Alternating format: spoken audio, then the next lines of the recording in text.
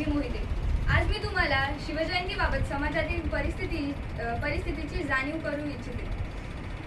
आज 19 फेब्रुवारीला संपूर्ण महाराष्ट्रात आणि महाराष्ट्राच्या बाहेर शिवजयंती मोठ्या उत्साहाने साजरी केली जाते.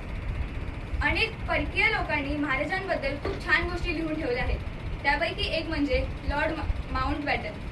तो म्हणाला होता, जर छत्रपती शिवाजी महाराजांचा जन्म इंग्लंडमध्ये झाला असता तर त्यांनी फक्त पृथ्वीवरच नाही तर संपूर्ण ब्रह्मांडावर राज्य केलं असतं.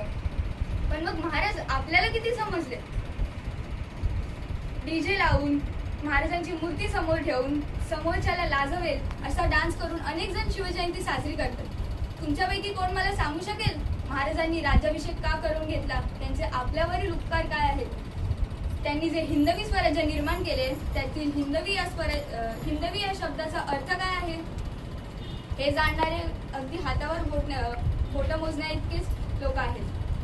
महाराजांसारखी दाढी राखणं, कपाळावर चंद्रकोर लावून फिरणं हे तर आत्ताची रीतच झाली आहे. चांगली गोष्ट आहे, परंतु बाह्यांगाने छत्रपती शिवाजी महाराज बनण्यापेक्षा अंतरंगात त्यांचे विचार आणि शिकवण भिनवून घेतली तर ती खरी त्यांना आदरांजली ठरेल.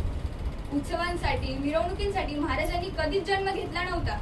त्यामुळे त्यांच्या जन्मावर चर्चा करण्यापेक्षा उभा जन्म त्यांनी जे शिकवलं त्याची जाणीव ठेवा, हीच खरी शिवजयंती ठरेल. वाघाची जात कधी थकली नव्हती, शत्रूंच्या समोर कधी झुकली नव्हती. वाघाची जात कधी थकणार नाही, शत्रूंच्या समोर कधी झुकणार नाही. शपथ आहे आम्हाला या मातीची, मरेपर्यंत जय शिवराय म्हणायला कधी विसरणार नाही. जय शिवराय, जय जिजाऊ. धन्यवाद.